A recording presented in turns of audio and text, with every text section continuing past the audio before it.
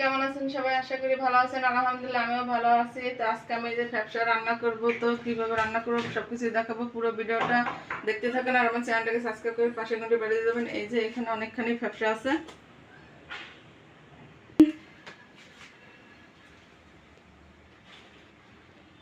এখন আমি সুন্দর করে করব কি, ফ্যাপসাগুলোকে ছোট ছোট টুকরো টুকরো করে নেব। আর এই ফ্যাপসা করতে আমার কাছে ভালোই লাগে, একেবারে কেমন জানি নরম তুলতুলে ধরতে ভালোই লাগে। তো এই যে আমি গোশের মতো করে একেবারে ছোট ছোট সাইজ করে সম্পূর্ণ ফ্যাপসাগুলো একেবারে টুকরো টুকরো করে কুটে নেব। আর ফ্যাপসাটা অনেকেই খেতে চায় না, কিন্তু সুন্দর করে রান্না করলে একেবারে খারাপ লাগে না, খেতে খুবই ভালো লাগে। অনেক আছে মাংসের সঙ্গে কলিজা ফ্যাপসা গোশ একসঙ্গে মিক্স করে খায়, আবার অনেকে আছে আলাদা খেতে পছন্দ করে। তো আজকে আমাদের আলাদাই ফ্যাপসাটা কিনে নিয়ে আসছে, তো এর জন্য আমি আজকে শুধু ফ্যাপসাটাই রান্না করব। তো এই যে গরুর গোশের মতো করে আমি একবার ছোটো ছোটো করে সম্পূর্ণ ফ্যাপসাটাই কুটে নিয়েছি। আর দেখতে মনে হচ্ছে যে একবার গরুর গোশ দেখতে। আর এই যে আমি একবার ফ্যাপসা কোটার পরে ধুয়ে সুন্দর করে এই যে সেদ্ধ করার জন্য কড়াইয়ের ভিতরে দিয়ে দিয়েছি। আর এই যে দেখেন কত, মনে হচ্ছে যে কতগুলো ফ্যাপসা একেবারে ফুলে উঠছে আর নোংরা পানি বের হচ্ছে। তো ফ্যাপসা এরকম চুলাতে জাল দিতে গেলে যেরকম কেমন জানি পানির উপরে ভাসে আর ফুলে ওঠে, মনে হচ্ছে যে এক করে কিন্তু আরও কমে যাবে। আর এই যে দেখেন কতটা নোংরা পানি বের হচ্ছে। আর ফ্যাপসাটা এইভাবে সুন্দর করে সেদ্ধ করে নিলে এর ভিতরের নোংরাটা একেবারে সুন্দর বের হয়ে যায়। তো এই যে আমার ফ্যাপসাগুলো একেবারে সেদ্ধ করা হয়ে গেছে। এখন আমি করতেছি কি, উঠাই নিচ্ছি সুন্দর করে পানি ছেঁকে ছেঁকে। আর করব কি, ঠান্ডা পানি দিয়ে আবারও আমি ভালো করে ধুয়ে নেব ফ্যাপসাগুলো।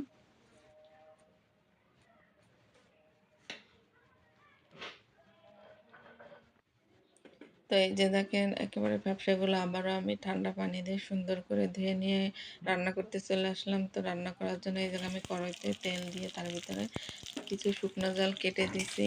আর পেঁয়াজ, আমি এই শুকনো জাল আর পেঁয়াজগুলো সুন্দর করে একেবারে পেঁয়াজটা বাদামি কালার আসা পর্যন্ত ভেজে নেব। আর আমি গরু গোশ কিংবা ভুড়ি ব্যবসায়ী রান্না করলে আমি এইভাবেই রান্না করি, কারণ আমি করি কি, যে রান্না করলে কিছু শুকনো জাল এইভাবেই ফেলে দিই আর শুকনো জালের গুঁড়াটাও দিই। তো এই যে আমার বাদামি কালার ভাজা হয়ে গেছে, তার ভিতরে আদা রসুন জিরা বাটা দিয়ে হলুদের গুঁড়া শুকনো জালের গুঁড়া পরিমাণ মতো লবণ দিয়ে মশলাটাকে করতেছি কি একটু সুন্দর করে নাড়াচাড়া দিচ্ছি, দিয়ে তার ভিতরে দিয়ে দিলাম ধনের গুঁড়া, দিয়ে আবারও নাড়াচাড়া দিচ্ছি।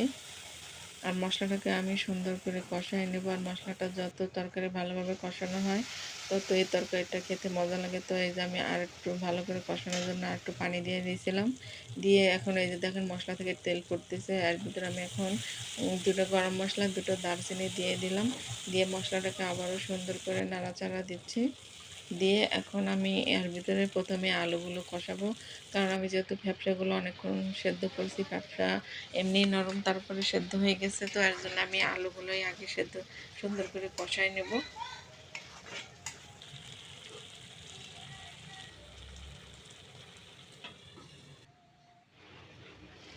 তো এই যে দেখেন আমার আলুটাও কষানো হয়ে গেছে, প্রায় আলুটাও নরম হয়ে আসছে।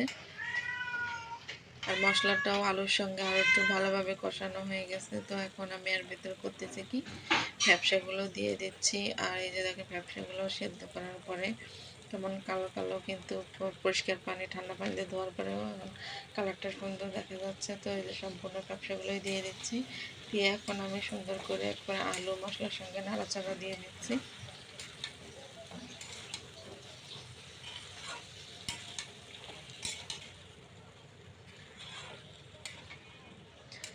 তো এই যে দেখেন ফ্যাপসা থেকেও অলরেডি পানি বের হচ্ছে, কারণ ফ্যাপসাটা আর কেমন জানি রান্না করতে গেলে পানি বের হতেই থাকে। তো এই যে আমি কষানোর জন্য অল্প একটু পানি দিয়েছি, যেহেতু ফ্যাপসা থেকে পানি বের হবে এর জন্য কষানোর জন্য অল্প পরিমাণে পানি দিয়ে কষানোর জন্য ধুয়ে দিলাম ঢাকনা দিয়ে ঢেকে। আর এইদিকে আমি জিরা গরম মশলাগুলো ভেজে নিচ্ছি, যেহেতু আমার তরকারিটা ওইদিকে কষানো হচ্ছে আর এইদিকে আমি জিরা গরম মশলাগুলো ভেজে নিচ্ছি। ভেজে গুঁড়ো করা হয়ে যাবে, আমার তরকারিটাও কষানো হয়ে যাবে। তো এই যে দেখেন আমি অল্প পরিমাণে পানি দিয়েছিলাম, আরও কত পানি বের হয়েছে, আরও তো কতক্ষণ আমি কষাইছি। তো এই যে আমার ফ্যাপসা আলু সম্পূর্ণগুলোই একবারে সুন্দর কষানো হয়ে যাচ্ছে প্রায়। তো আমি আবারও সুন্দর করে করতেছি কি, যে একেবারে নাড়াচাড়া দিচ্ছি।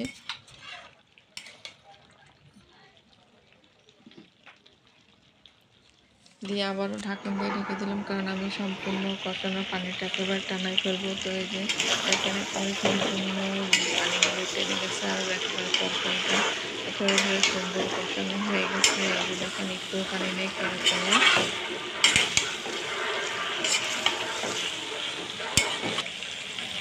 তরকারিটা একেবারে সুন্দর ভাজা ভাজা করে কষানো হয়ে গেছে। এখন আমি এর ভিতরে ঝোলের পানিটা দিয়ে দিচ্ছি।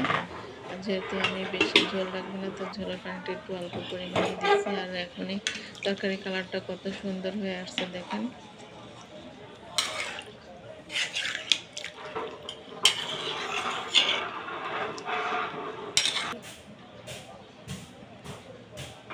তো তরকারি কালারটা অনেক সুন্দর মাশাআল্লাহ হয়েছে। তো এখন আমি ঢাকন দিয়ে রেখে দিলাম ঝোলের পানি দিয়ে। তো ঝোলের পানি দিয়ে ঢাকার পরে এই যে আমার তরকারিটা টকবক করতেছে। আর এই যে ফ্যাপসা কেমন জানি বেগুনের মতো ঝোলের ভিতরে ডুবতেই চায় না, কেমন ফুলে ফুলে উঠে পানির উপর দিয়ে ভাসে। আর জন্য মনে হচ্ছে যে কতই। তো আমি আবারও একটু নাড়াচাড়া দিয়ে দিচ্ছি আস্তে, কারণ ফ্যাপসাগুলো ফুলে ওঠাতে আমার কড়াইতে একবার মনে হচ্ছে যে করে কানা কানাই ভরে গেছে। তো এই যে আমার তরকারিটা প্রায় হয়ে আসছে। আর উপর দিয়ে এখন আমি গরম মশলার গুঁড়োগুলো দিয়ে দিচ্ছি। যে গরম মশলা জিরা গুঁড়ো করে রাখছিলাম সেগুলো উপর দিয়ে দিলাম, কারণ তরকারিটা আমার প্রায় হয়ে আসছে।